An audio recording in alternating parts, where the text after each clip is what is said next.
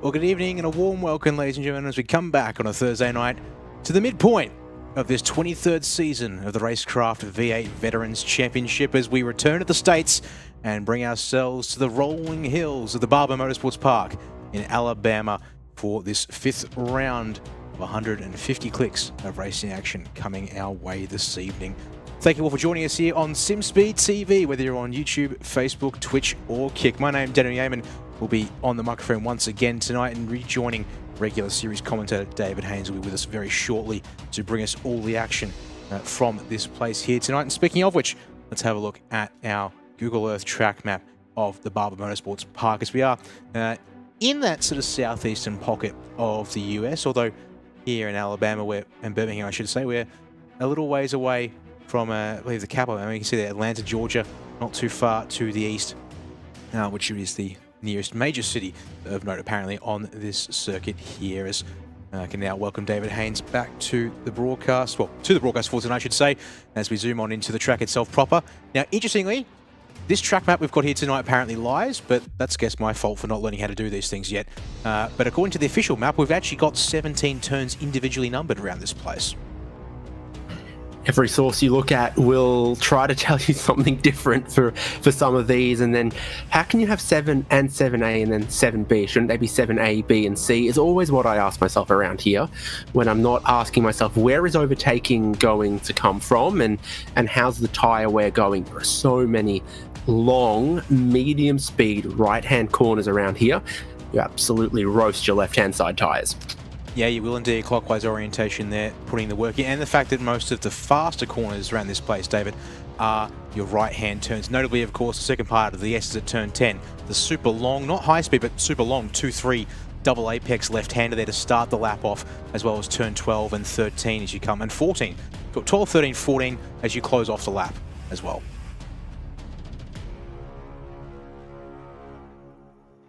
So we move on from the track map. It's time to look at the championship standings for RaceKraft V8 Vets in season 23. Jordan Ross is up top on 760 points. Ken Latter has gotten clear of Darren Lobb there between second and third. And a couple of gainers through the rest of the top 10 here, like Wayne Walker, Mark Poynton and Justin McLean. David Nash drops a couple spots. Dean Logsdale and Scott Mackay up a couple spots. And Jonathan Gallen drops back down to 10th.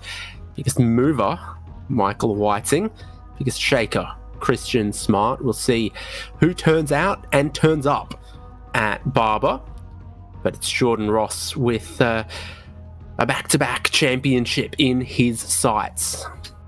Yeah, it does feel that way in this series so far. It's still halfway to go, but nevertheless, the fact of the matter seems to remain that Jordan Ross has been nigh on untouchable in this season so far, and I think it's going to take a massive upset for that to really change things here in this season. So that's where we've come from, but here's what we've got coming up tonight. As hinted there in the opening title of the broadcast, it's a short race tonight, David, just 150 kilometers, which is done by completing 40 laps of this Barber Motorsports Park tonight. We are on the full course configuration, of course. But critically, there's another new thing that's been added in tonight beyond all the usual things like the 50-litre fixed setup of fuel. The 70% fuel tank cap is back once again to try and give us a bit of depth needed in the race, but doesn't really end up doing a huge amount. It's a pretty low fuel burn around this track. The big one there, the bottom of the box for tonight's supplementary regulations.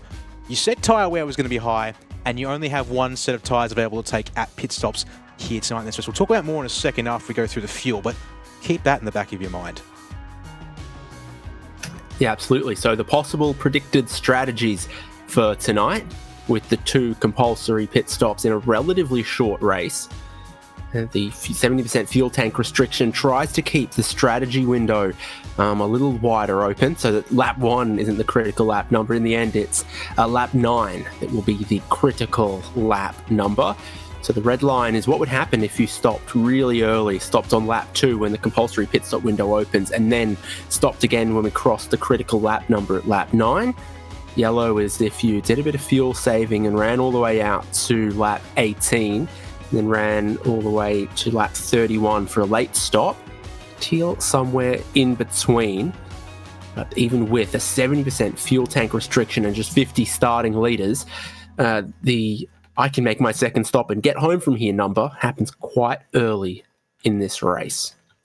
Yeah, I think that says a lot to just the nature of this track and the fact that you get a decent amount of distance in around this place, but you're doing a lot of that whilst turning and rolling it in through the corners or slowing it down on the brakes around this place. So it does mean that, yeah, fuel's not much of a worry for the drivers tonight. But as I said, it's a technical track, a tricky track, and we've ended up with a mid-season tweak to the supplementary regulation, which only applied to tonight's race for the time being. We don't expect to see them again later in the season, David. But as noted, drivers, despite the tyre wear, are only going to have one set of tyres available to change at the pit stops, but they still have to complete the standard 2 compulsory stops required in this series. Yeah, and then there's a few sort of technical details around that. So it does seem as if one tyre set means 4 tyres, and you could potentially do 2 at one stop and 2 at another. That is 100%. Is that your understanding correct. of it? It is indeed, yes. It's not, well, yeah, the way the tyres apply on a per car basis here on the iRacing platform. And so, yeah, the supercars here tonight, you can change each tyre independent of one another. So that will mean that with the 1 set restriction, we could see drivers opt to stay on their opening set long and then take all 4 late. Or, as you suggested there, maybe split it. Put on one side of the car or one end of the car and change the other side or end at the second stop. Or do something completely out of field, perhaps, and maybe only change one tyre and then change the other 3. And also, that's the most unlikely scenarios. But it's a possibility here with the clockwise nature and the expectedly high tyre wear that, yeah, maybe drivers take the right side tyres in an early stop and save the left side tyres for late. The general rule of thumb has been that if you can get clear track, an overcut is valuable in these cars, and you'll be able to make hay while the sun shines at the end of the race on fresher tyres. Yeah, so something unique to think about today with the tyres. And with that, we're just about to tick over into the warm-up, so what I will do is I will just have to wait a second before we can move on to picking up our Chubby Buns Burgers driver of the day from round 4 last week at Donington Park Racing Circuit. Sorry, we can get the words out correctly because we were on the Grand Prix layout, not the, what's the word there? Not the National. It's a short and fiery course that we skipped over last time out, but the session wrapping up there, we'll be able to go to that in just a second. I'm just going to grab the information on my end and we can talk about that in a sec. There we go. Session's over. Let us queue up Chubby Buns Burgers driver of the day graphic, because it was the man from the Evolution Racing team of Scott Mackay who came away with the crown last time out. And unfortunately for him, David did have a bit of a moment in qualifying, so he didn't actually start with a competitive time in his qualifying run. But as a result, starting down in 39th place was the man here from ERT, and then worked his way back all the way to 12th. Was our biggest mover of the race. There was some contention in the booth about, do we give it to the driver who gains the most places full stop versus, say, a driver that made up spots but also qualified. But in the end, it was a deserving result, really, in the end of it all. And that's where we landed. Like how you invented a new word that sits somewhere in between contentious and controversial. Yeah, look, it's one of those. It's going to be one of those nights, possibly, by the sound of it. So I'm doing good there. No, not to worry. We'll see who's a standout driver tonight and potentially in line for a Chubby Buns Burgers driver of the day after 150 kilometres from Barber Motorsports Park. We go to the warm-up before the race.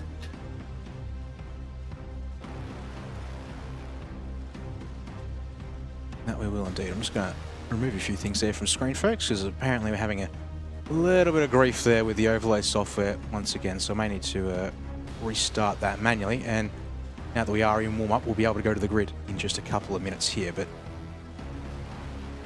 thinking back on the race information, I can bring that back up for you here, David, whilst I work on those minor issues having lots with overlays. great sights around Barber to take in. iRacing have laser scanned not just the racetrack and the racing surface, but also various elements of sculpture and other things around the racetrack. Fortunately, don't seem to have Georgina underneath the Turn 7 bridge. She's very popular from IndyCar last year.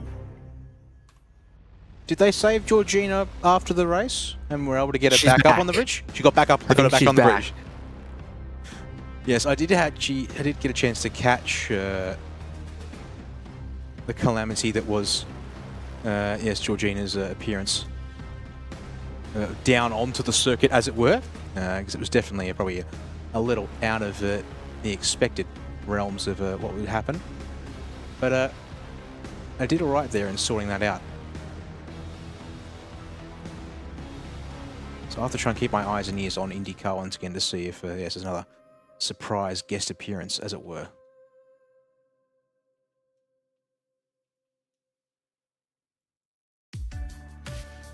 As one of the apparently very few people paying for Stan Sport in this country, I'm very excited to watch some of it this weekend. Yeah, nine Fairfax. You're welcome to my money. Well, I think they'll be rather happy with that then, in that case. All right. Apologies for all the gremlins I seem to be having here on this end, but we're also in the warm-up. Let's have a quick look at who's joining us here on Zoom, because I think everyone's now getting settled over there. So we'll bring it up on screen as well. And looking like a healthy host of characters once again from the veterans tonight. I'm counting 13 on the wall. We love the Zoom wall. A couple of real classics in there, like looking at Michael Stewart. Where's Barber Motorsports Park in the list of the greatest racing tracks in the world? And the answer is it's where he's put the red dot. Not a dead pixel on your television. It's a red dot on his thing there. And the Dino Dyno in the top left. It's starting to pick up as we're moments away from gridding. Damien Cairns, Stacey Boyd, Travis Hunt, Jeff Thomas taking best use of the warm-up there, and Jonathan Gallen, Wayne Walker, Ken Latta, David Kirby, Greg Sharp, Michael Stewart, of course, we mentioned, giving us a different angle. Or maybe he's rearranged and redecorated. And then I think that's Christian Smart and Chad Lewis. I do believe that checks them off for one by one correctly indeed. Well, ready to go now, David. The grid is ready for us in the server as well. And this is how they're going to line up for round 5 of the RaceKraft V8 Veterans top split here in season 23. And it's another pole position for Jordan Ross. The man cannot be stopped, it seems, in this series. He's joined on the front row by Darren Lobb, and 900ths of a second. Certainly close, but not quite close enough tonight. Matt van der Kraan and John Latham there on the second row as we start watching the gaps fall on back from there. The Chubby Buns Burgers Driver of the Day winner, Scott Mackay, starting out at 5th place. He's got Jeff Thomas, 100th behind, who have to now start on the outside for P6 in this race. Mike Teliantic going to start out at P7 for this race here tonight, alongside of Dean Logsdale there in the Team AJR car tonight. The top 10 running out by Ken Latta and Christopher Burridge for Fishing Motorsports and M1 Racing, respectively. Working our way outside the 10 to the next couple of drivers, and I'll hand it to you, David. Wayne Walker for Accelerate Sim Racing alongside Chad Lewis there in the Evolution Racing Team Camaro, with the Pacific Esports Racing Mustang of Stephen Banks outside or inside Damien Cairns for the second Accelerate Sim Racing entry here tonight in 14th place. Bruce Tannick, 15th, going to start alongside Stewie Hall there for Nova Sim Sports in 16th place. Your ninth throw on the grid going to be Justin McLean in the 9.5 SimSport Mustang alongside Dean Favell, now Dino Dyno there in WK and SimSports. And the top 20 rounded out by Luke Orman and Michael Whiting for Team AJR and Fishy Motorsports, respectively. So Greg Sharp in 21st with Jonathan Gallen in 22nd. Travis Hunt is starting out at 23rd. Stacey Boyd alongside two of the drivers that were on our Zoom wall there in 23rd and 24th. Wayne Sanderson in 25th with Christian Smart 26th. Jamie McKnight 27th and Chris Miller 28th. His car looking a little bare. Grumley and Crosby 29th and 30th. Stephen Kennedy's 31st. Michael Stewart is 32nd. Stephen Varga at 33rd. Scott McCune 34th. David Kirby 35th. Matty Parker 36th. And then getting towards some of the last of the qualified drivers, Darren Goosey and Gary Buckland. Troy Stonestreet, no qualifying time. Mark Poynton, no qualifying time. Tim Nicol, no qualifying time. Few little surprises there. Qualifying is a 10-minute 3-lap affair, so I wonder if they had bad timing or problems with the off-tracks around here. You can see that a few of our drivers on the standing start are going to be part of the way around the final corner. That'll be interesting for them, and for the front row, it'll be a very short run to descending left-hander turn 1 into the long right-handers of 2 and 3. The countdown begins. Barney's got his fingers itching to wave the green flag to get 40 laps of V8 Vets action underway from Barber Motorsport Park. He's going to wave it, and we're going to go. And there's a stall in the midfield. No jump starts, but a really great start from Darren Lobb as he sails around the outside, and then there's contact with Van der Kraan. And Jordan Ross back into the race lead. More spins, more contact at turn 1. But that was calamitous for Darren Lobb. Oh, the fact that was nearly an absolutely beautiful hole shot for Lobb there on the run out of it, off the grid boxes into turn 1. Then it's come unstuck so quickly here. The field now trying to side their way through turns 5, 6 onto the backstretch of 7 here, side by side between Taliantich and Scott Mackay, but it will be Taliantich who gets down, nose ahead, and car clear on the runs. The 8-9 S's complex. Well, it's not really S's. The S's are probably up the backstretch here, but we're coming up to the Barber Historic Museum on the driver's left as they work down this back part of the circuit. Lots of motorbikes there, but it's 4 wheels on the track for most. It's 4 wheels off the track for Darren Lobb, and a bit of contact here coming out of the museum turn for a few of the drivers in that big check-up as they enter that corner. Through the S's, a couple of the M1 racing cars running a tiny bit wide there as well, battling side by side in this pack through what's 2 S's along the back straight, and then into a continuous turning series of right-handers towards the end of the lap. Over the hill, down into the valley, car grips up, and then you're over the crest of a hill once again. Oh, there we go, Mark Poynton. That does finally show up for us. Apologies. All kinds of minor little gremlins just to make things a bit interesting here tonight to start the race off. But first lap in the books. It's gone okay so far. Well, plenty of gravel now there at turns 2 and 3 to negotiate after the aftermath of lap 1. So the result is Jordan Ross, the pole sitter, leading, but some significant drama. Matt Van der Kraan and Darren Lobb both getting off the line pretty well. A little bit of turn 1 contact. Jordan Ross goes back to the lead of the race. Like Taliantich picked up 3 spots on that opening lap, as well as you've got the positions gained on the column. Darren Lobb from the front row down to 36. Mark Poynton, Troy Stonestreet, those drivers who had no qualifying time, picking up a whole handful of spots on the opening lap. And we're looking at Matt Van der Kraan here as John Latham is breathing down his neck. Latham got a really good run through those high-speed changes of direction and climbing over the curb to just put a little bit of pressure on Matt Van der Kraan right now. Find live timing in the YouTube chat if you're trying to keep up with all of this or you're following along with a particular teammate. And for that lap 1 contact, you've just seen it pop up on the graphics. I've just heard it from race control. Matt Van der Kraan has a drive-through penalty for contact at turn 1, lap 1. The compulsory pit stop window opens, and a lot of drivers seem to be anticipating a safety car because there's a whole slew of drivers coming in. You see them on screen. Wayne Walker leading that group, followed by Michael White and Greg Sharp, Stephen Grumley, Stephen Varga, David Kirby and Troy Stonestreet. So some pretty competitive drivers have jumped pretty early to go get their first compulsory pit stop done.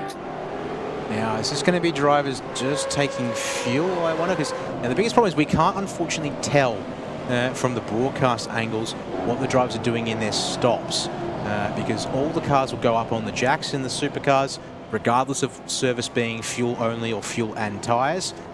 So that will mean that we are sort of left to wonder a little bit as to exactly how to go. But I get the feeling that this BGS drivers probably just taking fuel here, giving themselves the ability to get a short stop done later and put themselves now in some very clean air. Let's get a track map. I put to you that if you're stopping this early for your first stop, you're trying to anticipate a safety car. And if you're trying to anticipate a safety car, you'd leave your 4 fresh tyres for that second stop when you think the pack's going to be all bunched up again. So I think if you're stopping this early, you are going to be saving your 4 fresh tyres for your later stop. Matt van der Kraan is going to go and either pit or serve his penalty, or one or then the other. Jordan Ross stays out and John Latham goes up into second. I think that's going to be Van der Kraan just straight taking the drive through, and indeed it is.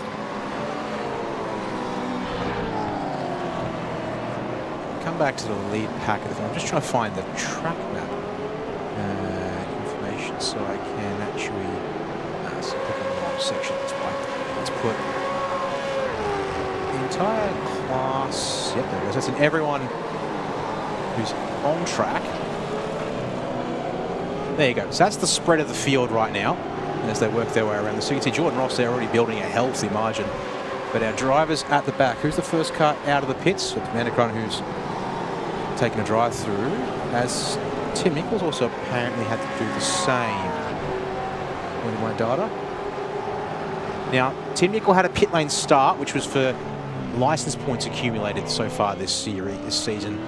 David, he crossed the first penalty threshold, which required him to not take part in qualifying. As Jamie Knight's picked up a drive-through penalty.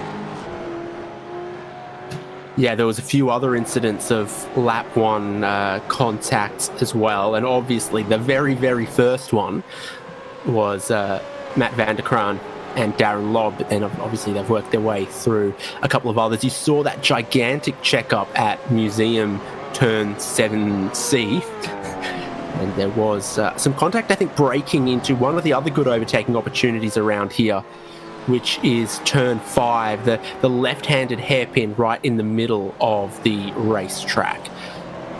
So there's Jamie McKnight getting a penalty. Tim Nichols makes that stop, as you said. And then John Latham had a little bit of clean air come his way when Van der Kraan had to come through and serve that penalty. Taljancic, though, Jordan Ross, the race leader's teammate, just behind him in this battle, currently 3rd and 4th. Van der Kraan after the drive-through then comes through to take the pit stop. The strategy you might expect there.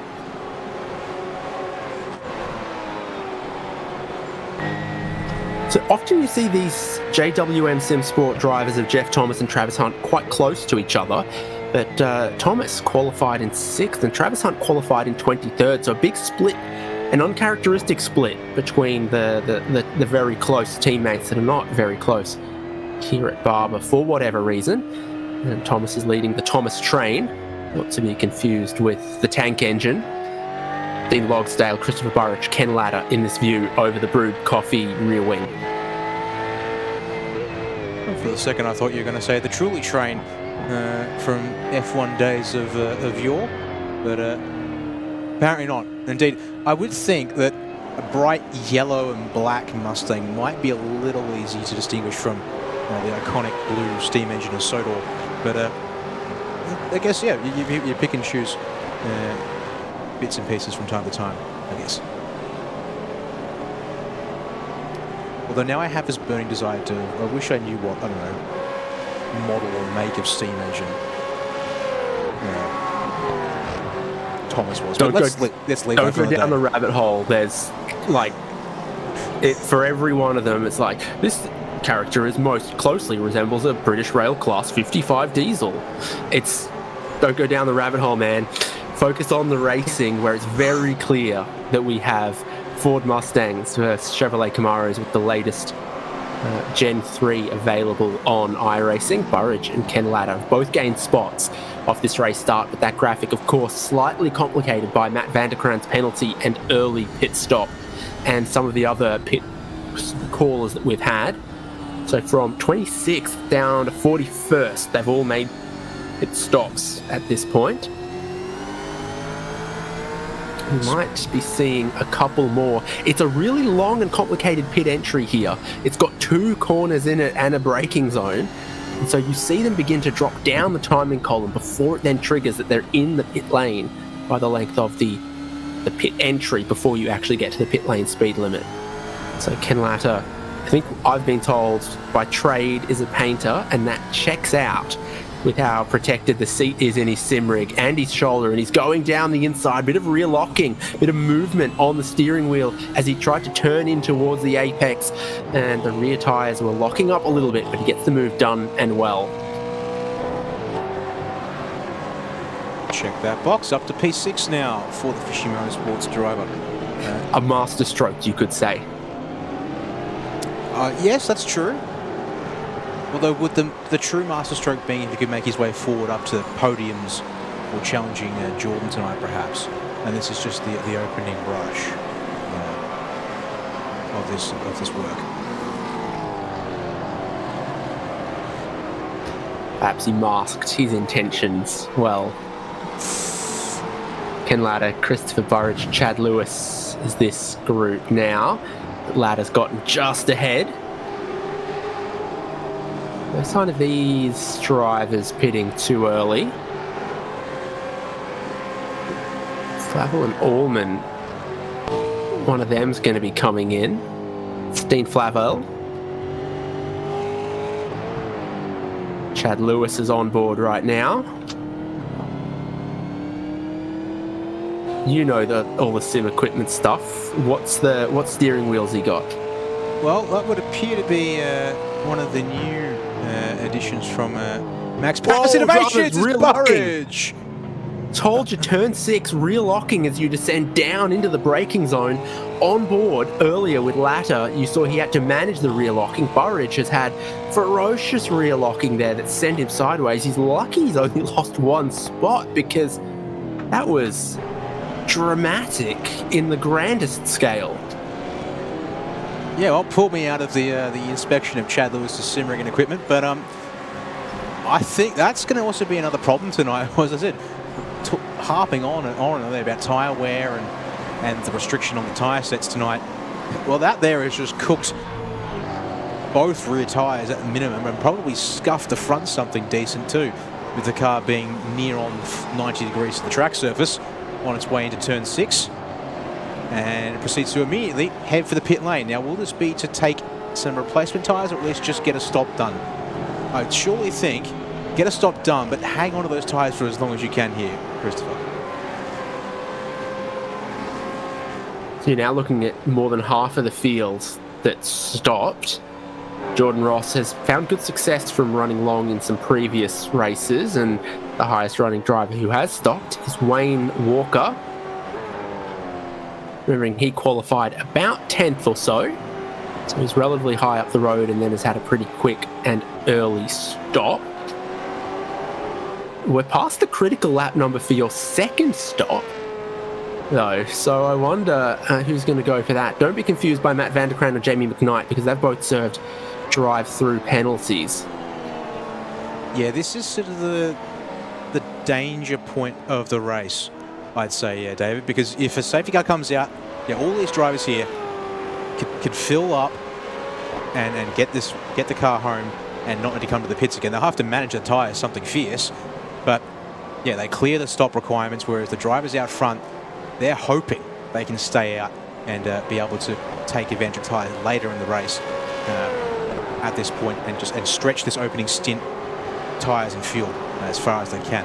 So this could be dangerous, but at the same time, the packs are not super ingested. We do have some action in saying that. Right here is car group 4. 5 even. Yeah, so a resurgent Darren Lobb just in behind Christian Smart at the moment. Then Michael Stewart, Scott McCune, Wayne Sanderson's pitting in. So Lobb went to the very rear of the field on lap 1. And so everything since then is him working his way through. Did he get the damage to the front of his car then, or has he got it since as he's gone through the field? Obviously paced to qualify on the front row. And so he ought to be able to, if passing's possible, cut his way through here. Sells a little bit of a dummy, looks for the inside at the hairpin turn 6, locks up, runs wide, makes contact, just escorts Christian Smart out of the way. That braking zone is looking like it's the biggest braking zone on the lap, and it's clearly proving super challenging. That was front locking from Darren Lobb. So if everyone else is rear locking, he's sent his brake bias forward and then he's locked those up. Yeah, not ideal. Let's see, Christian there. Well, I didn't quite catch it whilst I was busy adjusting our view there on board. As Latham Taliancic going back and forth, because Latham has dived to the pit lane here at the end of lap number. So is race leader 9. There you go. Checking them off now that we're past the danger. Well, we're in a danger window. Get a stop done now. Give yourself also the window to go long. And then save your tyres for later, presumably. It's going to be fascinating to talk to these drivers after the race tonight, David, to see what were the thoughts coming into the race with the announcement of the supplementary regulations and how they'd all play it.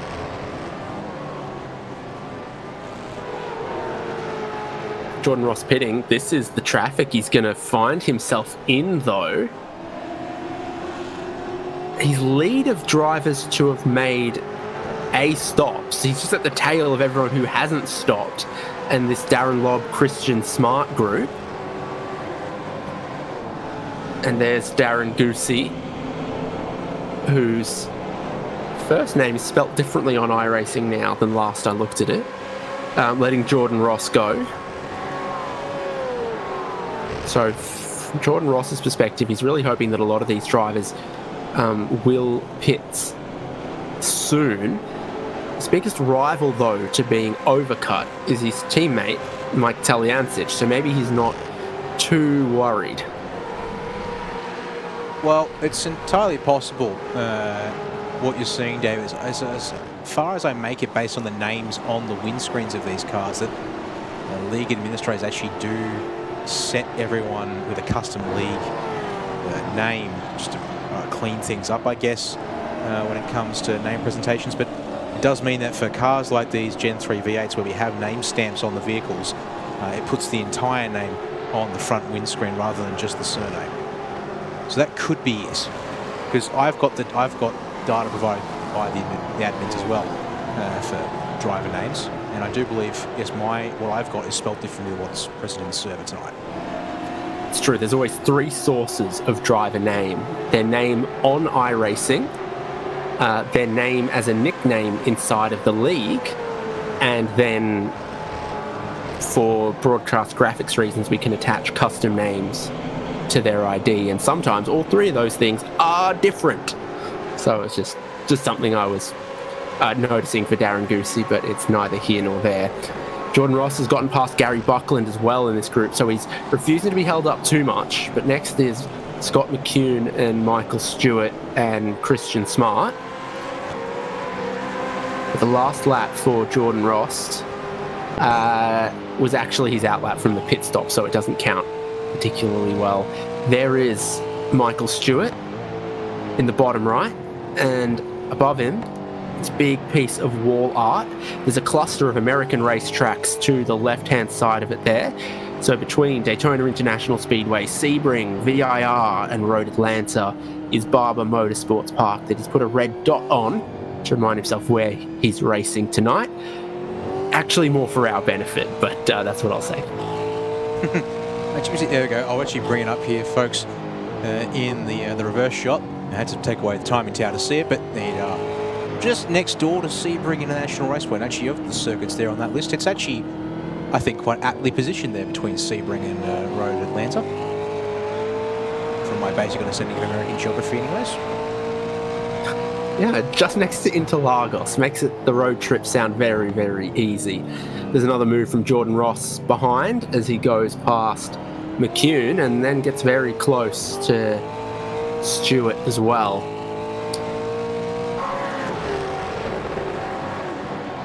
So who's quick at the moment? Scott Mackay, pretty decently quick. with a 126.8 for his last lap. But Jordan Ross's last, even going through the traffic, was a 126.4. A 126.1 from Wayne Walker, who's got a bit of clean air, but has made one stop and is behind Jordan Ross. So there's a chance with the amount of fuel that Wayne Walker took, the clean air that he's got, that he puts some pressure on drivers like Scott Mackay and Mike Taliancic. Yeah, he's a fair shot. Let's actually have a look at the last couple of laps to say Taliancic in the lead and Wayne Walker here, who's well into his stint. And the answer there, well, lap 11 is apparently a dead heat. Then I think Tally's had a bit of a rough lap 12 based on the fact his time jumps up by nearly 7 tenths. And Wayne Walker therefore goes nearly over 8.5 tenths fast. Let's see here. Lap 13 apparently a wash for some reason. Was that because... and Tally's out in the lead, so I'm not sure. Oh no, pardon me. It's because, of course, that's the gap. Tally had finished lap 13. We're waiting on Wayne Walker to cross the line and get nearly another 4.5 tenths in the bag on that lap. Yeah, so not bad for Taliancic. More traffic woes, though, for Jordan Ross. The battle between Christian Smart and Michael Stewart in front of him sees the two of them too wide. Ross tried to go around the outside of the hairpin. Now he's shaping to put his nose down the inside of turn 7, which is a challenging thing to do, trying to outbrake Michael Stewart without running up the back of Christian Smart. He manages it, and he gets one more spot, but he's losing a little bit of time here. I think he had enough speed advantage in hand, and he's cleared one of his pit stops. And it's not a great worry, but he's being held up a chunk as he got really close to the back of Christian Smart, then had to back out. Smart's a bit wide over the crest of the hill, in a place you don't normally see a whole lot of passing. Jordan Ross gets down the inside, then the touch between Stewart and Smart. Smart pits in. Yeah, no, that is probably, as far as things go, probably the right call from Christian there to just, well, yeah, get it done. You've basically been escorted to the pit entry at that point, I guess, and so now might be the time to take that stop, if you so please. And yeah, we'll check that one off. But, oh boy, that was getting a little hairy there for a moment. So, still waiting to see. 9 seconds from Jordan Ross to Wayne Walker. Oh. Wayne did take 6 seconds more fuel though, so there is that too. That I have to say, this looks like it's been a successful strategy from Wayne Walker. He'll claw back some time in the second and final stop on Jordan Ross at this stage. Although now, as you said, Ross with 2 seconds of clean air in front of him. Next car on track is this man here in Darren Lobb. Just trying to soldier on still. Still thinking we're getting into a pretty dangerous situation now for this top 4, plus the drivers in that battle pack behind Jordan.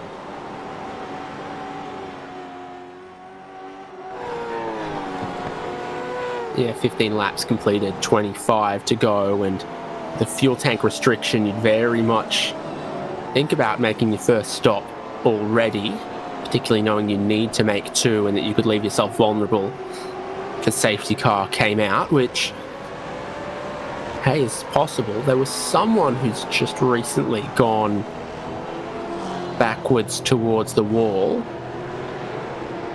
but didn't damage their car sufficiently to not be able to continue. And Cairns getting a drive through. Yes, that came through a little while back, and it might have been Dean Flavell I'm now seeing had a moment.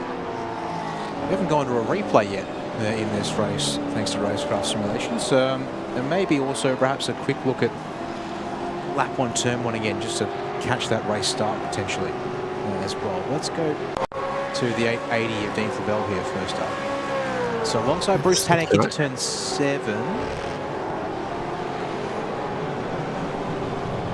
Now, I thought Flavel almost lost the tiny bit of the rears on the way in there, and then there's a pinch at the apex of 7 before they go to 7A and 7B. It's ridiculous. Yeah, okay, here we go. Flavel's definitely first to break fractionally. I don't know, I think he does almost everything that he can there.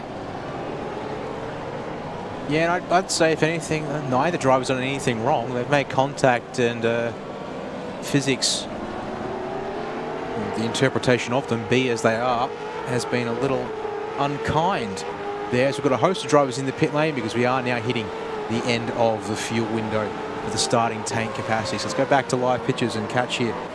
Talyancic is one of the last ones to stay out because Jordan Ross is now up into second. And looking here to see where these drivers come out. And indeed, Wayne Walker is now second of those to pit in this race. Mackay has dropped in there, just behind Wayne Walker and John Latham.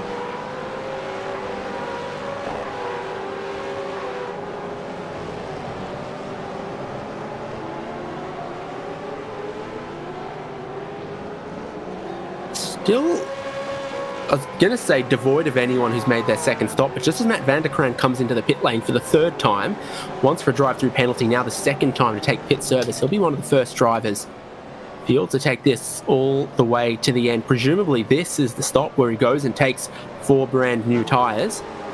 It's a pretty quick stop overall as Mike Talyancic goes to make his first. He comes across Matt van der Kraan on his third trip in pit lane. Talyancic might have almost had a cough and a splutter there, do you know what, heading down the lane to his pit stall. Car bucked a little bit as if maybe he just had one cough getting to his pit stall and everyone else is maybe following him in. So Michael Stewart, Scott McCune nose to tail in the pit entry. Gary Buckland, Darren Goosey, a handful of others looking to make their stop as well. Yep. They qualified together, they'll get pit stalls together.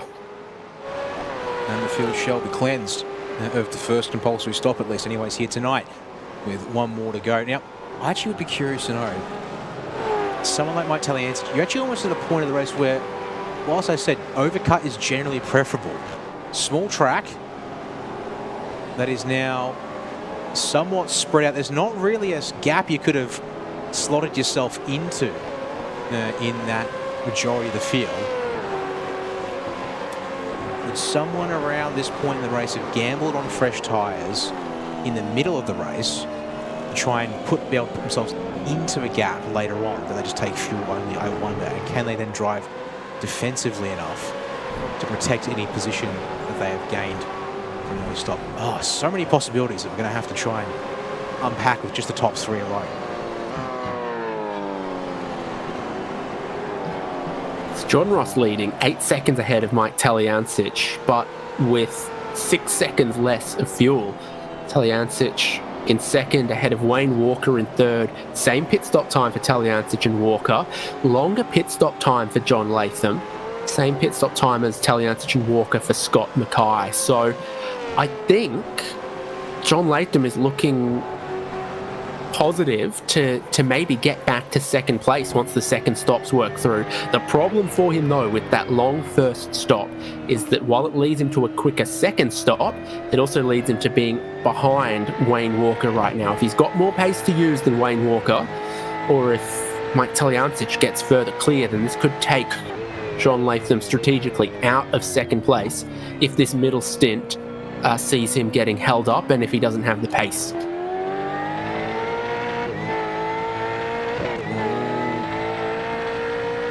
Problems and possibilities indeed that arise in a race and format like this here tonight.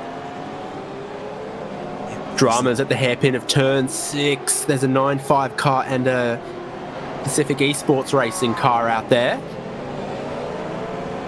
John Gallen is the Pacific Esports Racing and Justin McLean is the 9.5 car. So there's been a contact with a passing attempt there at turn 6. I'm saying it for the third time now, biggest braking zone on the lap because it's from a straight into a tight hairpin. Some of the other hairpins just sort of flow more speed on the way in and gradually bleed it off. McLean from a long way back. Oh dear.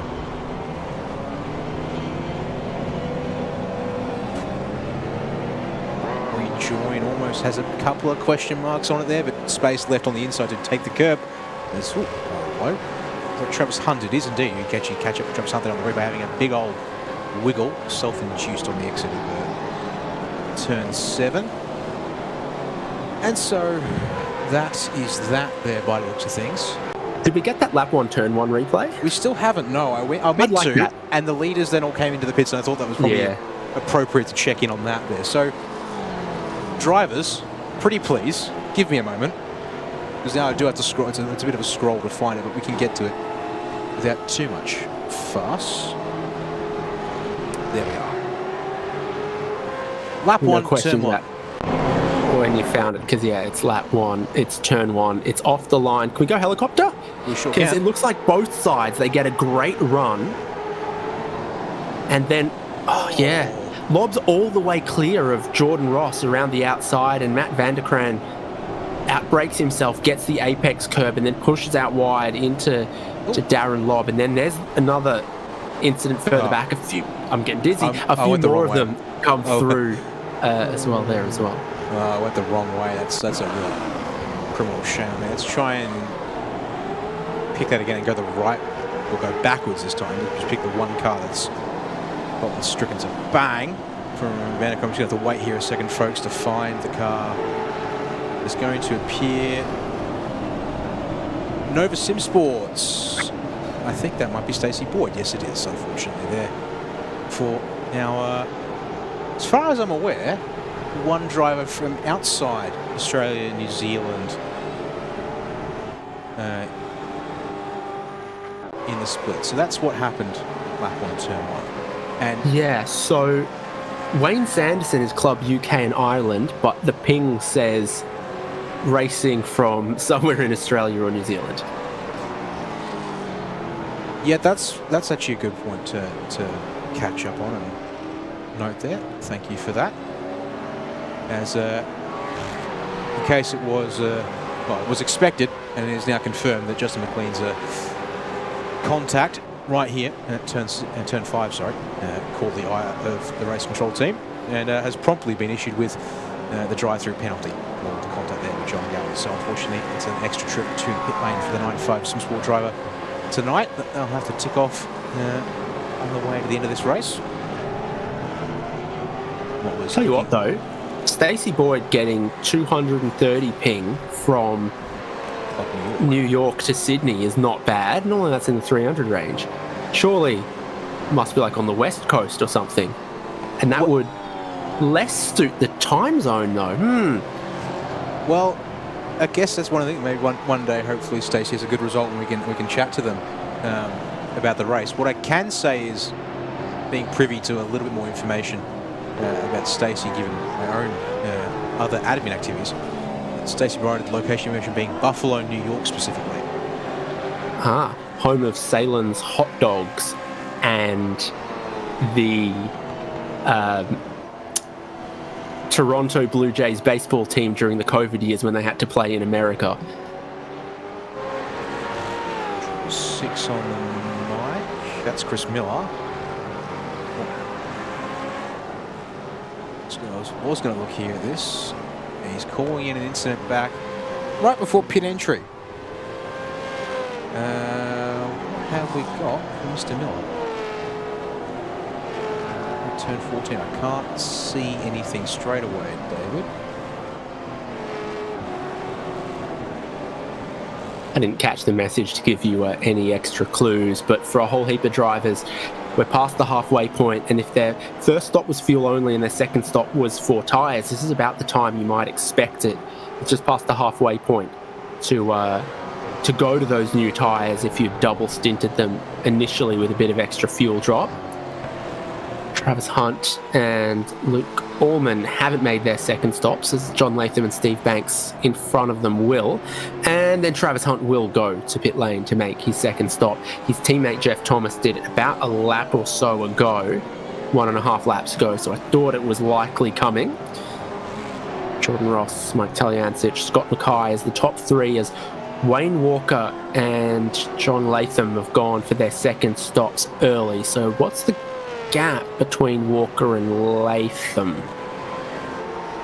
Oh, and there you go. Oh no, sorry. Oh yeah, Latham's just coming out now ahead of Wayne Walker. So yeah, managed to make a jump through the second stop, which for John Latham was about 5 seconds quicker than Wayne Walker the second time around. I think Latham is still in with a chance of second place here, but the comparison of his times to Mike Talyancic is where that is going to be settled in this stint. Let's see if we can have a look at that now. so far. And I mean, if Latham's just gone to his new set of tyres and Talyancic stays out a long time, it's the next 2 or 3 laps that are gonna tell us something, if anything. Race leader making his second stop, Jordan Ross, is in. And his first stop was very quick, so I expect this one to be getting closer towards a 17 seconds or so for Jordan Ross. This isn't more dramas, is it? For Stacey Boyd, unfortunately it is. And why do we pick up Stacey Boyd just after turn 6, which seems to be the absolute hive of activity, contact and controversy? Perhaps it's the best place to pass in cars like these. I mean, as I said, it's the biggest braking zone coming off of a... No, this is going to be very much independent of Stacey Boyd's radio. Oh, no, because Stacey Boyd's... Oh, no. Oh, we've already had synchronicity on the exit of turn 6. So Stacey Boyd's already in the wall.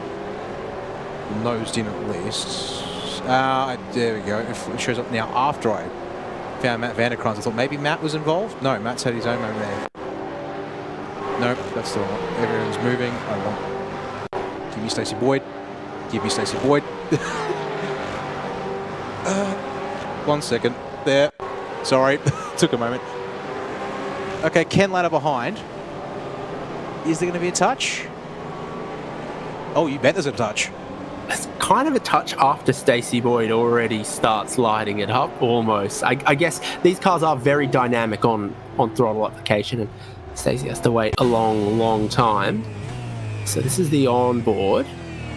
And I'm going to suggest at this point that Latta has stopped twice and Boyd only once. I would say it's correct, but as of right this second, it is no longer correct. Yeah. It was correct at the time. And then, yeah, and then a repeat happens. Almost a carbon copy with Vanderkrans and Michael Whiting. And in fact, the fact it's almost cruelly ironic, it's a Fishy Motorsports car that's in the rear position in both occasions. Well, that is fishy. Or just straight fishy. Okay, yep, surely I've walked into that one there. Good job, mate. So Jordan Ross, technical race leader, his second stop has been incredibly long at 29.7 seconds. Is that the number you're seeing? Mr. Jordan Ross. That where is he? I'm seeing 20 at turn 6. What number have you got? Okay, 22. That makes a lot more sense. 22 seconds makes a lot more sense. He's on the road, just in front of John Latham, closer to John Latham than I might have expected. Talyancic is pitting now, and so this suggests that Talyancic will probably blend back onto the racetrack behind John Latham. Latham holding on to a second place, potentially. I was hoping maybe Jordan be in the shot, same shot as Tally. There we go. Get that snap there from car in pits to car on track. So yeah, Ross gonna maintain the effective lead, and once again, there you go, first driver into the 124s on a fly up, and back. No, I didn't get grip. There we go, Tally out, and up the inside of Michael Stewart straight away. Will not be denied an apex at turn 3, says the 21 machine. Just a one stop for Stewart at this point. With 2 under Mike Talyancic's belt, he's rejoined behind John Latham, behind Wayne Walker, in what looks like a net 4th place for Talyancic. Jordan Ross back into the net race lead, has just Scott Mackay and Chad Lewis in front of him, both requiring to make their second compulsory pit stop still.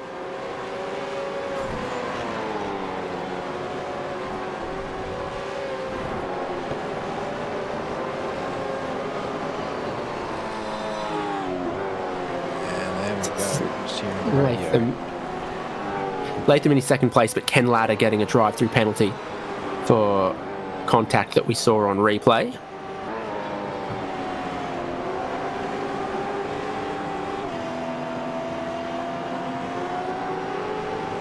That knocks a driver out of the top 10 position, and what is currently 5th of those two have completed their 2 CPS. So rough, to say the least, for Ken. And there's a very tiny shake of the head on the zoom feed from Ken Latta, just to put that in perspective. Well, he painted himself into a corner. Ooh. Okay. Now they're really rolling thick and fast, and we're only just over halfway into a short sprint.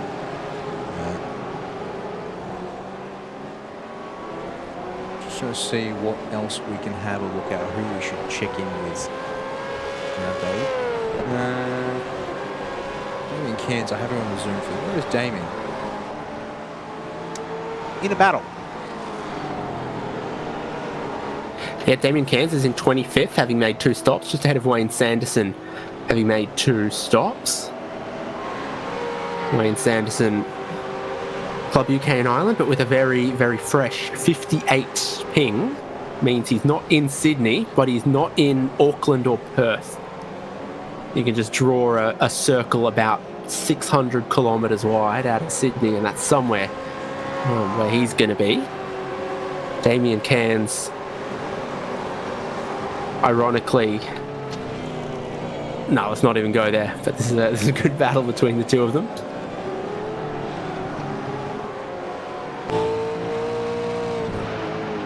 Looks to have Sanderson's mark at this time.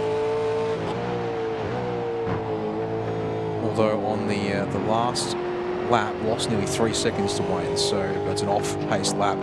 As in addition to... Did I just hear Talyancic or someone else being required to redress with... You did indeed. With Michael Stewart? It was indeed. Mike Talyancic being ordered to make a redress to She's done? Content, which he has indeed done very promptly, so check that box as soon as possible. Now, it doesn't cost Talyancic any real positions, I don't think, but it takes him away from being able to. He'll have another go at it again. I'll be honest, I don't think Stewart is all that interested in keeping the position. Talyancic nonetheless required to give it up. It just took Talyancic away from pressuring Wayne Walker and John Latham. The only 2 drivers ahead of Talyancic yet to pit. I think he still absolutely had them covered, or maybe not absolutely. Michael Stewart comes in. Scott Mackay is already in pit lane, and then Chad Lewis still needs 1 more stop to go to the end. Yeah, that was a little interesting there. On board with Stewart, right, as Talyancic. Talyancic Mackay? Do you know what? It has cost Talyancic a position. Because now, Scott Mackay has just been on his outlap right now, blends out ahead of Mike Talyancic, who would have been in front if not for that redress. There's maybe a couple of corners here for Talyancic where he'll have tyre advantage, but even now, after just these first couple of corners, Mackay should now fresh tyres that have the requisite little bit of temperature needed to be better performing. It's up into this 8-9 combination. Not on the backstretch, although aggressive from Talyancic to the inside, maybe. They'll back the other inside, I guess. To get to the S's, has to back off there. Can't force those up the inside, but that big hop over the curbs. They get through it right. He looks to the inside at 12. It's not going to lead to anything. It's like flirting with a bartender. You look to the inside there and immediately the outside of 4 apexes of right-hand corners, and you're going to make no progress at all.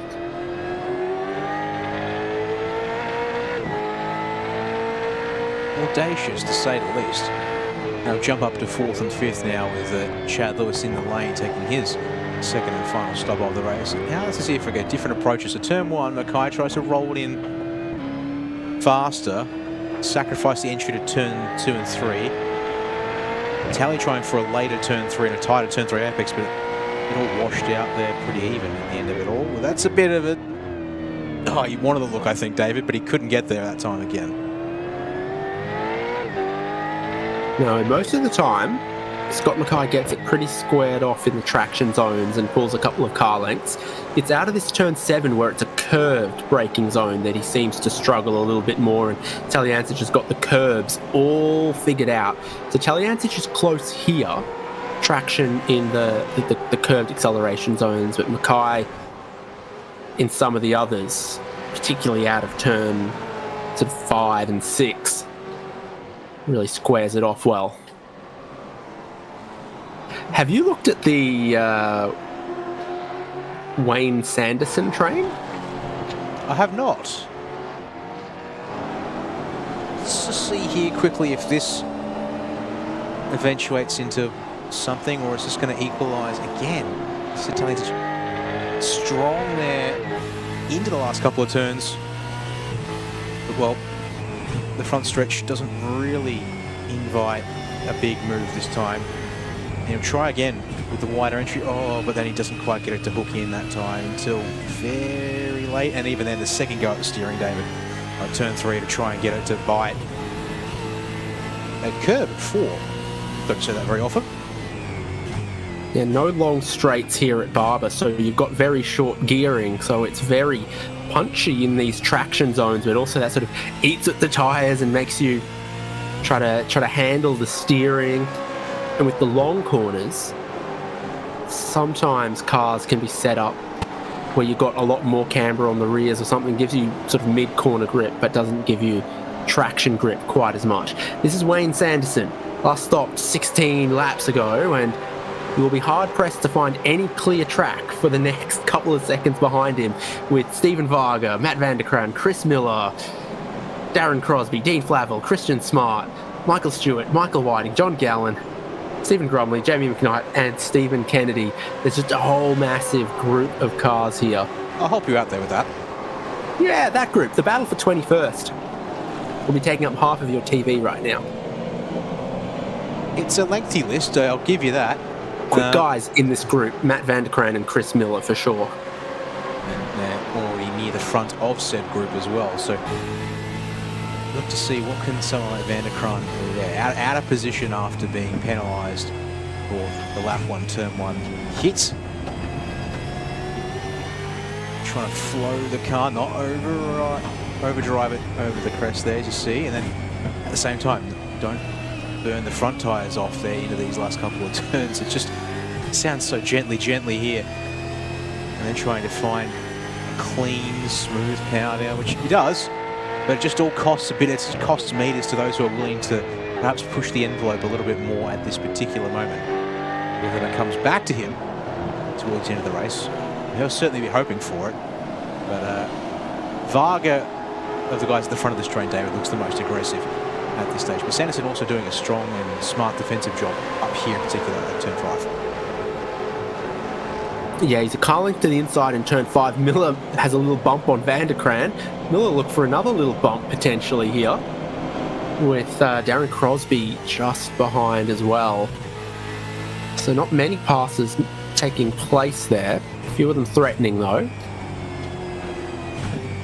It was Miller, who's back in the colours I expected.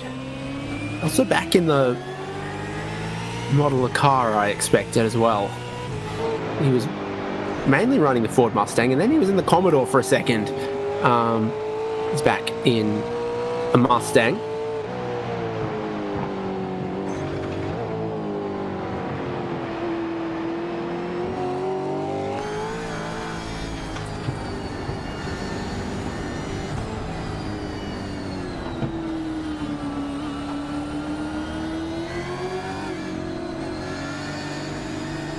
It's fascinating through here. It really looks like Varga not afraid to really get the car to turn in through the last couple of corners, because suddenly close enough to even think about the inside at turn 1, but not there to properly make the move set up. And Sanderson doesn't bite either in response on the defense. What he will do is him save it for a decent run off turn 3, and then just to be sure, park it middle of the road on the run to turn 5. But Varga had an opportunity there as Vanderkraan is defending Miller again. And this group is just compressing. The Dino Dino could be up right now as I think he gets shoved out of the way a little bit by Michael Whiting. John Gallen wants part of it. Yeah, fair enough. That checks out, doesn't it? 115, 114 on the Dino Dyno. You spend a lot of time working the wheel around here. The IndyCar drivers describe it as being very, very physical. There's not a lot of long straights. There's a lot of medium speed corners, roller coaster stuff, high loading.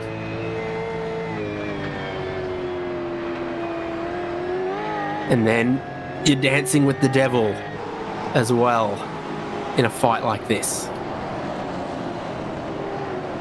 Look down the inside of the penultimate corner, almost leads to a little bit of contact there. Gallen trying to stay tight to the right-hander is now out of place.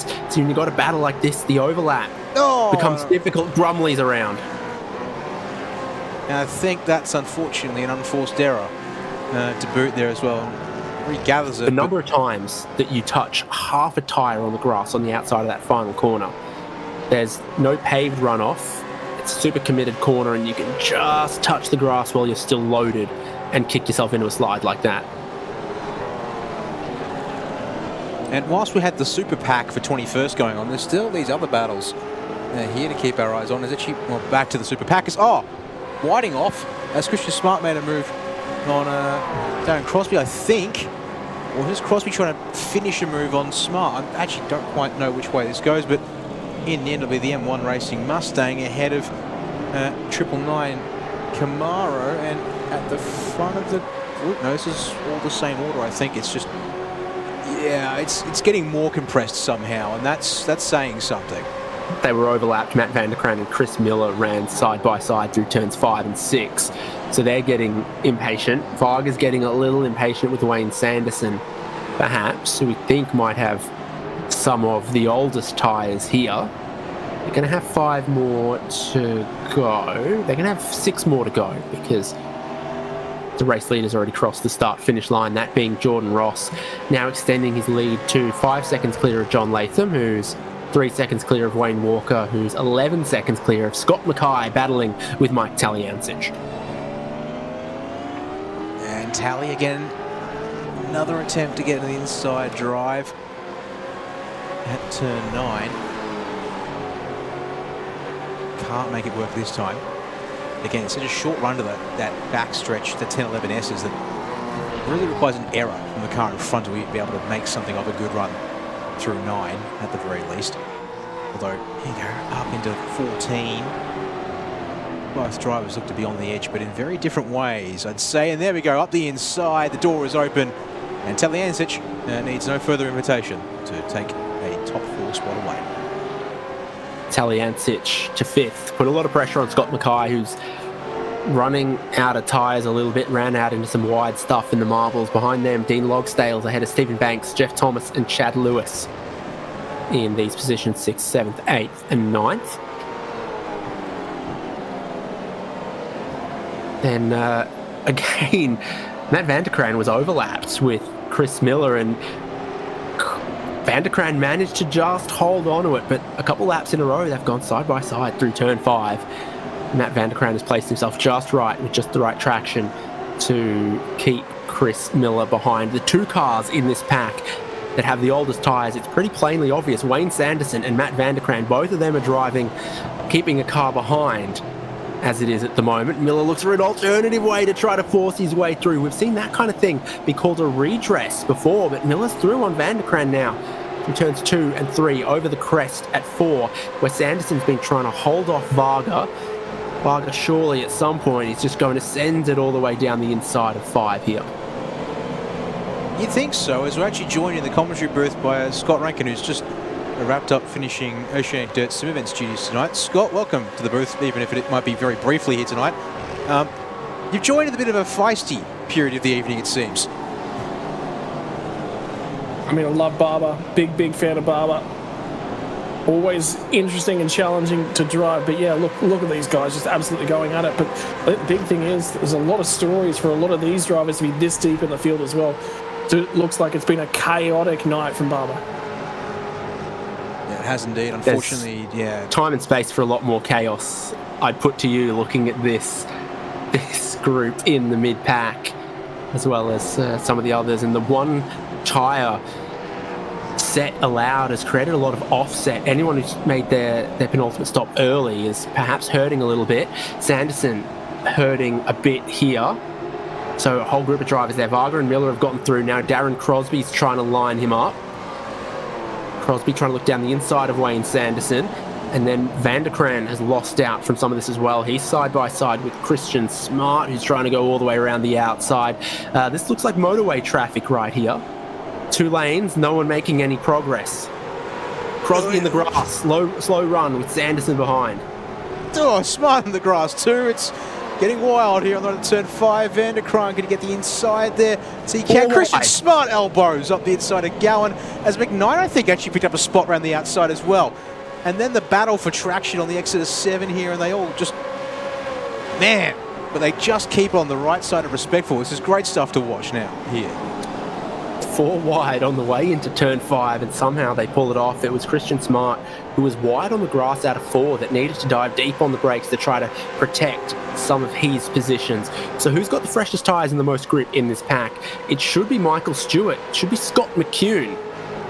But Matt van der Kran's made a little bit of progress, or at least held on with his old tyres, despite getting a little out of sorts. Darren Crosby's been able to hold on. Stephen Varga and Chris Miller will be so thankful for being clear of this pack for the moment. That they can fight by themselves. Miller is trying to put some pressure on Varga, but around the outside of the final corner is not it. Confirmation will flash up on the screen there, David, as well. Then indeed, Michael Stewart and Scott Mackay. Well, Michael Stewart used to be racing under the Hypersonic Racing team branding, but this season has gone for the Bale and Stewart Foundation Racing name. Those 2 cars, though, do have the best tyres of this group. No. Massive lock-up. Gigantic smoke screen from Sanderson, and then he rejoins into the side of, I think, Michael Stewart trying to redress, or I don't know quite. Massively complicated situation. Now 3 wide on the way into turn 7, leaping across the curb, the Pacific Esports racing car of John Gallen gains a chunk of positions. Now we're side by side for Orange Machines. It's Kirby on the outside, has to yield to McHugh.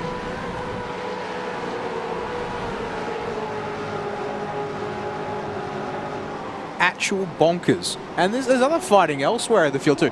I should point out, like, it's not just back there. We've got 4 cars for 13th. Poynton, Ladder, Stone Street and Lob. Trying to scavenge some minor placings. Well, sorry, not quite minor placings, but outside the 10 and gather a few more bits and pieces there. You've got certainly scavenging for Lob, because he started on that front row of the grid, but then got nerfed all the way to the rear. Now he's back up into 17th and looking at a couple more positions in the final laps of the race, if he can, just in behind Troy Stonestreet, Ken Ladder and Mark Poynton. This is the same group where Wayne Sanderson, he was the cork in the bottle for a little bit. I suspect he's been uncorked now. McKnight, Kirby, McCune and Whiting going past him.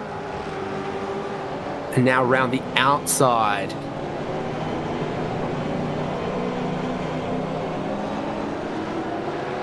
Oh, and an iRacing black flag coming through for Darren Crosby.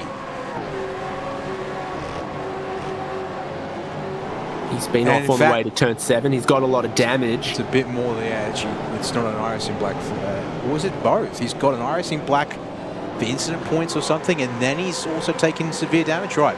Quick replay of that, perhaps, to try and pick that apart. So through turn 5 and turn 6, what has happened?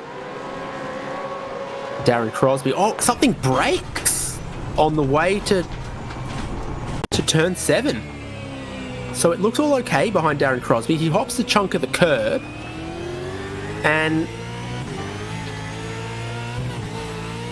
something breaks. Suspension or tyre breaks.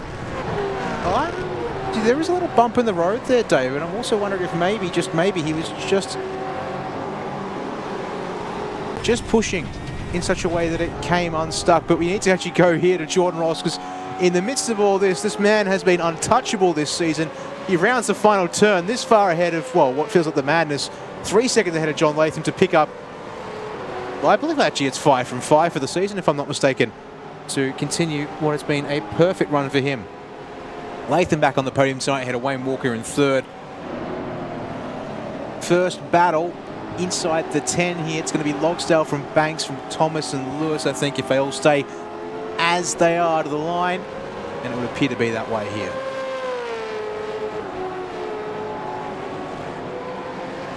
Yeah, a couple of other battles to be decided to the line. Bruce Tannock ahead of Burridge and Poynton and Latter. Oh, okay. Yeah, Darren Lobb got himself to 15th by the end, so he got ahead of Troy Stonestreet and a couple of others for position. Chris Miller trying to hold off Matt Vanderkrant. Exit stage left for Vanderkrant. Somehow he keeps it on the road, though, and just ahead. Michael Stewart is leading Christian Smart back there. Oh, black flag for Gallen. Just as he goes past David Kirby and a few other drivers, that's going to send him down the order. Oh, some late incident point takers here. Unfortunately, it seems tonight that have just gotten tripped up on things. And with that, that's all the drivers on the lead lap crossing line. Wayne Sanderson, a mechanical black flag right at the end of the race, apparently, as well. Gee, I wonder how he picked that one up. So, whole heap going on the final lap. Lots happening through that final stage. Once we had the second pit stops from everyone, the field spread across the different strategies came back together. This is Wayne Sanderson on the final lap. And has he run out of fuel?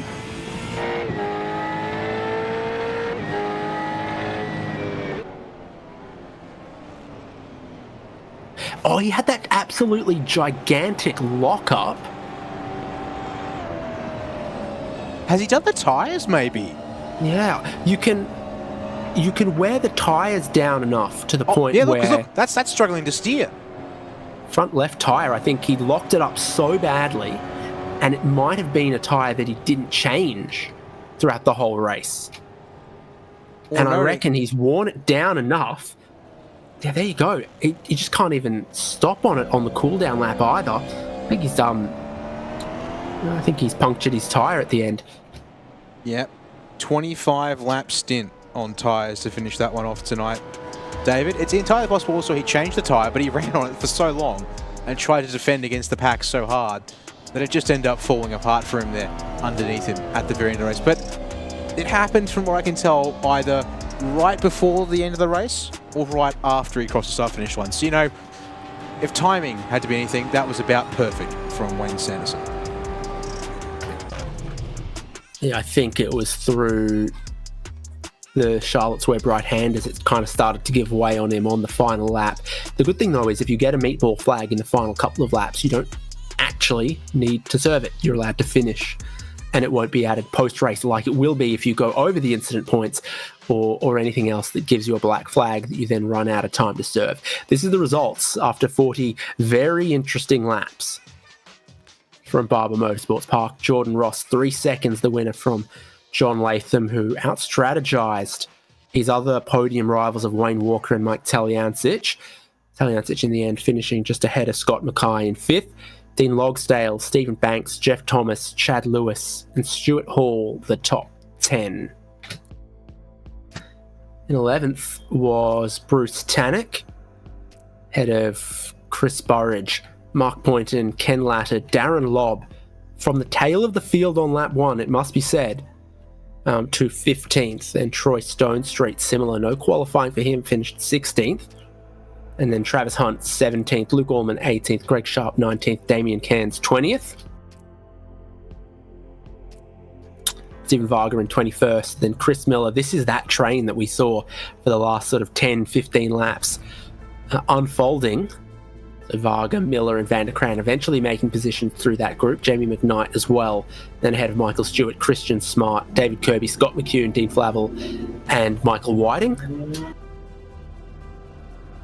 Tim Nicol 31st, Stephen Grumley 32nd, Gary Buckland, Stephen Kennedy, Wayne Sanderson, Jonathan Gallen, the last car on the lead lap. Easy to go a lap down here at Barber. It's actually quite a short and quick lap. Yeah, Matty Parker 1 lap down, Justin McLean, Stacey Boyd, and Darren Goosey as well. And Darren Crosby as well, just the 1 lap down. So was that taken after the black flags were calculated, Daniel? Yes, that was after all results were processed. That's why Gallen drops to the back of the lead lap train in 36th, because he was up in the high 20s in that grouping.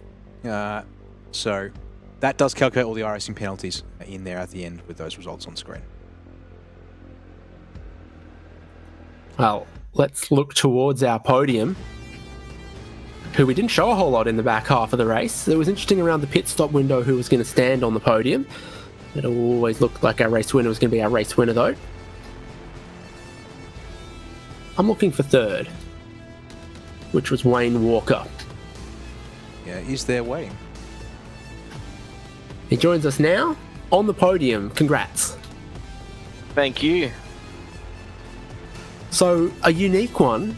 Just a short 150 kilometres, but still 2 compulsory pit stops and only 1 set of tyres to throw at it. You were one of the take a very early stop runner along middle stint drivers, if I've seen this right. Yeah, I pitted lap 2 mainly because I didn't have the best quali and started on 11th. And I was sort of, I think I was a bit quicker than the cars in front, but I was getting held up. So I thought, pit lap 2, take that out to lap 20. And we only had the one set of tyres that we could change. So sort of split it into 2 20-lap stints pretty much. Will you let us in on a little secret? So running 20 laps on the tyres, what did your front left tyre percentage end up at? I didn't look at it at the end, but after the first, like when I changed, I think the front left was 62, I think. So a tough old track tyre-wise then, so you kind of built your strategy around the tyres? No, I wasn't really too concerned about the tyres, but yeah, it is a pretty hard track on tyres. There's a few long corners where it's sort of under load for a long time, so yeah, definitely that front left takes a bit of punishment. Well, congrats on the podium, maximising your result from the qualifying performance and playing it to perfection to bag some good points from Barber. Yeah, thank you. I wasn't sort of expecting to get up that high, and then yeah, sort of after the 2 pit stops, I was in 3rd place, and yeah, just pushed to hold the position. Awesome. And anyone you want to thank before we see you for next round? Yeah, just same as always. Everybody, that helps run the league, race control, yourselves for the broadcast. It's it's always amazing.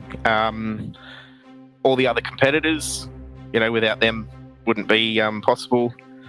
All my teammates from Accelerate Sim Racing. Their help is, really helps sort of get up to speed in that.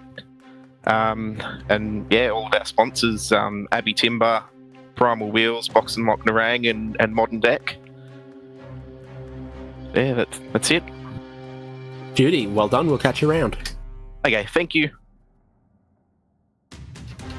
And in 2nd place, Dan, let's get John Latham.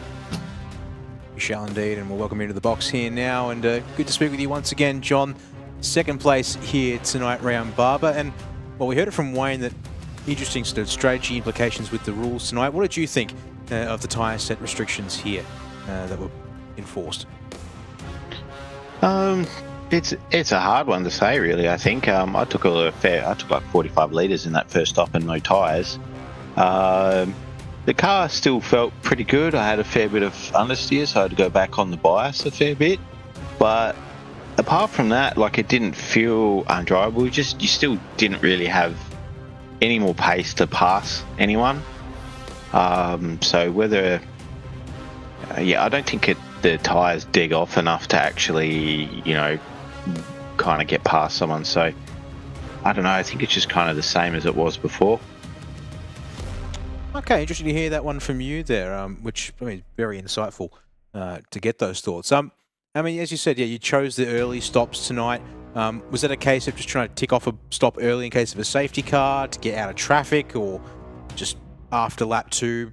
And was it planned, or was it something you just did on the fly tonight? That was the other thing I just wanted to ask about that. I always kind of planned on running through to the middle, kind of stopping and filling up enough so that I kind of split my tyre stops up, but I kind of split my fuel stops up a bit as well, so I didn't want to take heaps of fuel in. I wanted a bit lighter car, so that's the way I played it. I saw Jordan pit and I was just like, might as well pit at the same time, do the same thing. We obviously had different amounts of fuel go in, but in the end it was, Jordan probably got held up a bit, but at some point, but I was still kind of lapping around with a reasonable gap to Jordan and back to Wayne as well, just kind of trucking around. Yeah, well, back to regular racing. This is what we're expecting next time out anyways. And I guess a case of would be Windsor Motor Raceway, so another track where maybe passing might be at a premium. I'm just looking forward to what comes into the second half of the season. Will there be any particulars to be thinking about before that race next week, or we'll see what happens when we get there?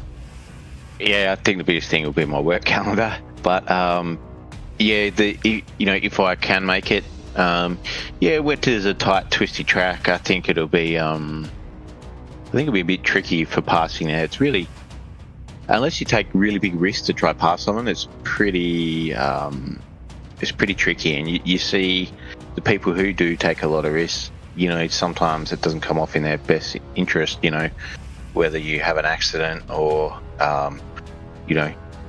get a drive through for banging someone in the rear because you can't get up far enough under brakes because you already kind of maxed out that. I don't know. It'll be interesting to see how people play it. Obviously, definitely be a strategy race. If you can gain some positions or game the safety car or something like that, I think you're in for a good finish, because I think it is, like you say, it's going to be, hard to pass around there. Well, a good result for you today. I think maybe one of your better ones of the season in particular. Floor is all yours. Anyone you want to thank for helping you get it done tonight? I'd love to thank all the guys at RaceKraft. I'd also like to thank all the boys in the team, Shadow Racing. Unfortunately, Brad couldn't make it last night. I'm not sure if he's taken an axe to his PC or not, but some Windows updates troubling him there, so he couldn't unfortunately make it. But the rest of the guys hopefully have a great race, so shout out to them. Shout out to everyone behind the scenes, you guys, all the admin and race control for the V8 Vets series. It's still a very, very enjoyable series to rock up. It's gone a lot more competitive and a whole different animal with the new cars, but thoroughly enjoying it still. Glad to hear it. Congratulations to John Latham, second place here tonight, and fingers crossed we'll see you back out on track next week. Thanks, Daniel. And that just leaves one final driver to chat to here tonight, Mr. Haynes. We'll bring him in now, our race winner from Barber Motorsports Park, Jordan Ross, with you now. Yeah, indeed. They're just going to keep you on your toes every race with the way the strategy plays out. Jordan, you've spoken to us before about trying to take that first pit stop so you're not left too exposed to a safety car, but so many other drivers made sort of a lap 2 stop and you kind of hedged your bets halfway. Yeah, the lap, I think 9 was the get home lap, so I sort of had to pit around there in case there was a safety car, but I probably took on either not enough fuel or too much fuel because I come out in like a pretty aggressive pack there, so a bit of fun though. So, but all good. Seemed to, I thought I might have lost enough time to drop behind John, but I think maybe they got caught up in that sort of stuff too when they come out. Yeah, a bit of traffic happening from a big divergence of strategies. your teammate not able to join you on the podium ran a significantly different strategy to you. He loves running weird and wonderful straps. Oh, Mike, he doesn't like the traditional straightforward one. He wants to try and pull a rabbit out that. So didn't work for him tonight, but you never know, mate. It might might be able to pull it off at some point in the rest of the season. And your approach to this season so far, looking to go back to back, it's been a good start. Yeah, I'm enjoying it, mate. I enjoy vets. You don't have to do setups and stuff. You just turn up and concentrate on driving, and all these guys are really fast and they push you along. So it's a good, pressure-free environment, and so I'm just enjoying it and taking it race by race. And as you found your rhythm at this track for this race, any particular corners, curbs, crests you found, especially challenging or difficult to repeatably take at speed? Unfortunately, I wasn't able to do a whole heap of practice because we had Pro Series last night, and that sort of consumed all my time. So probably wasn't quite dialed in on the track, and I kept making lots of mistakes up at the second last corner. And I made a few mistakes down at the hairpin where I almost had it off a few times. But yeah, that was just on me and not being able to sort of put in enough laps. And those mistakes happen when you're old like me and you don't get to put in enough laps. Well, it's turned out all right in the end, even if just 3.1 seconds ahead of John Latham and then Wayne Walker joining you on the podium.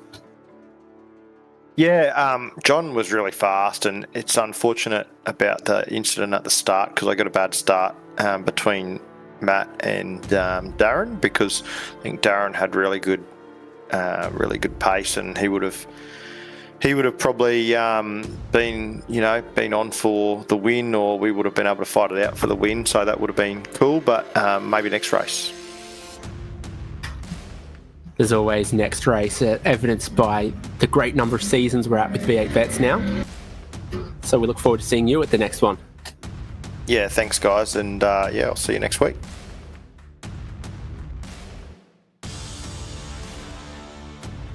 And with that there, David, as we say goodbye to our podium, that does leave us with one final thing to conclude on, which is, of course, this week's Chubby Buns Burgers driver of the day. And two names that have come to mind is, whilst his numbers don't suggest they've been amazing tonight, Darren Lobb, after, unfortunately being hit on lap 1, turn 1, dropping to the rear of the field practically, recovering to 15th place, was your first person in mind. We also, though, honourable mentions, drivers, I think I said honourable mention for me, driver like Stewie Hall, up 6 places to 10th. Mark Point with no qualifying time to up 27 spots to 13th. Troy Stonestreet, almost similarly, up 23 spots to 16th. You also mentioned Stephen Banks, up 6 spots to finish 7th. So, at least between Darren and Stephen were the two that came to mind. Do we have somebody that we can lock that down to, do we think? It's like voting on the Oscars here or something, because while I have a great amount of respect for the performance Darren Lobb's put on today, and Jordan Ross acknowledges that that's the guy that could have really challenged him for the win today, if not for that turn 1 dramas. We've given it to Lobb for some good performances a couple of times before, and I don't know if we've ever given Stephen Banks Chubby Buns Burgers driver of the day for just a solid drive starting sort of mid-pack and finishing in the 7th. I'm picking Stephen Banks. You know what? I can work with that as well. So put it up here on the screen and say congratulations to you, Stephen. Well deserved there. Up 6 spots. Get yourself into the top 10 with that one there. And you can see you almost got Dean Logsdale as well. The 6th place to boot, in addition to that one there as well. So that'll have to do us from Barber Motorsports Park tonight, David, but as we mentioned there to a couple of the drivers, the racing continues in just a week's time. As we bring it back home to Australia, we've already visited Bathurst for the season, but we'll see ourselves come down to Victoria for round 6 of the championship at Winter Motor Raceway up next.